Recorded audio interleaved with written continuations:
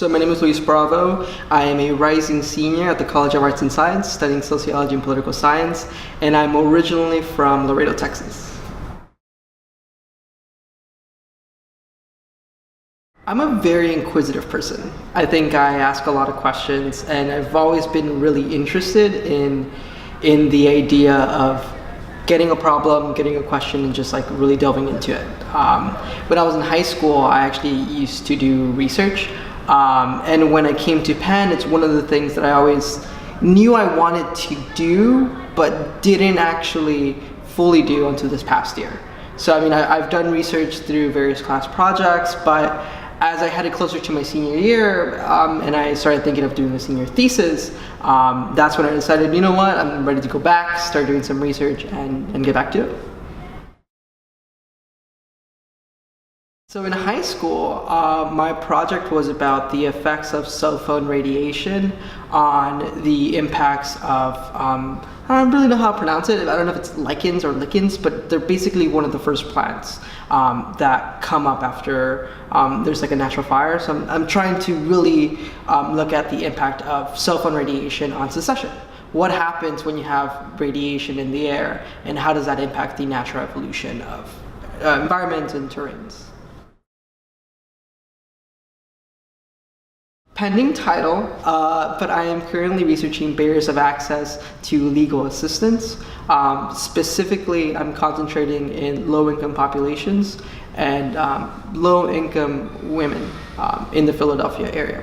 What I'm trying to figure out is what barriers that have been examined in national studies are present at the local level, and how do the barriers that come up in the study relate to one another. Right, so we know that there are a couple of things that prevent people from accessing public services, anything from lack of access to transportation to lack of information. But what I'm trying to figure out is exactly how those relate to one another, and how we can better create policies that can help mitigate those particular barriers.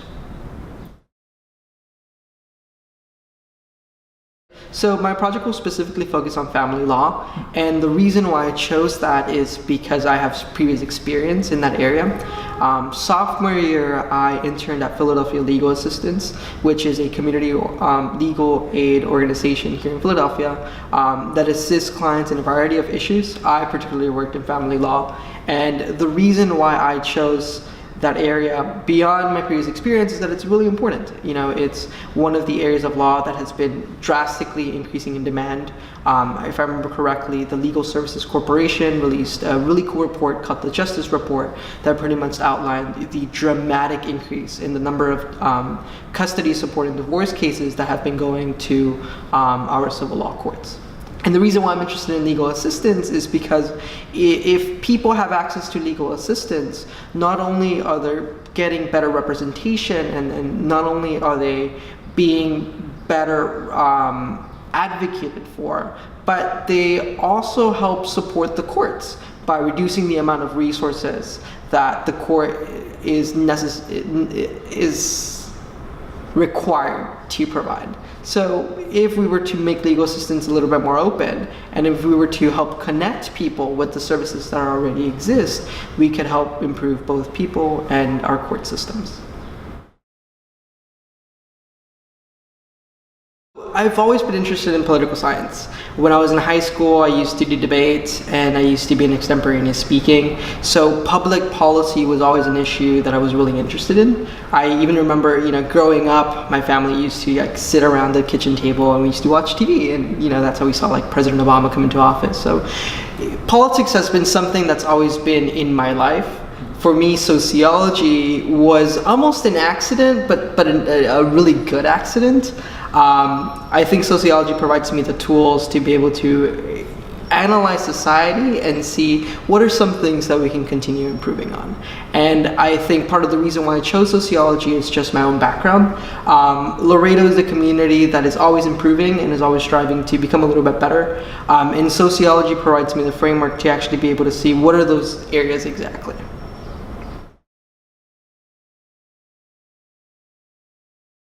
Yeah, so I'm really comparing two groups. I'm comparing people that have received legal assistance and people that haven't. And what I'm trying to figure out is what are the differences and what are the similarities between them. There's a lot of research that already examines this, so what I'm trying to do is really broaden the scope. And rather than focusing on a few variables, focus on the variables that are sparsely talked about, but that seem to play a very important role in determining whether or not someone will seek out legal assistance.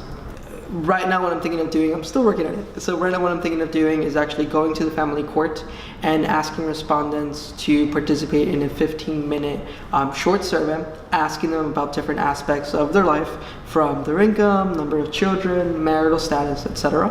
And after those 15 minutes, invite them to participate in a longer follow-up interview where we could really delve into the results from that particular survey. So asking them, why don't they have access to public transportation? What kind of barriers do they believe inhibit not only them receiving legal assistance, but the particular factors that they identified in the 15-minute interview survey.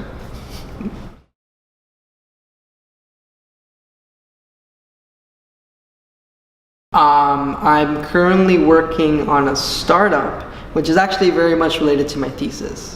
One of the biggest factors that has been found in the literature as to why people don't access legal assistance is a lack of information. Many people don't really know that these services are out there and aren't connected to the kinds of programs that would help them get connected to legal assistance.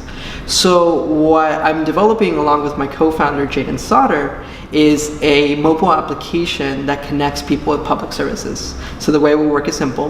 People fill out a short application, and using algorithms we match them with public service programs in their community that we think they might find beneficial. So anything from legal assistance to healthcare to childcare.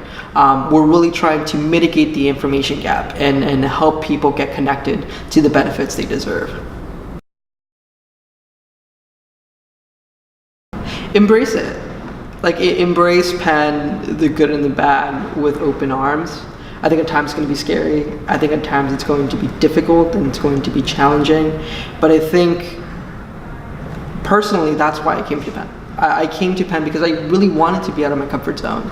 And through all of these experiences, I've learned a lot about myself, my community, and what I want to do. I think at the end of the day, Penn has just been an amazing experience that if I could do it all over again, I would.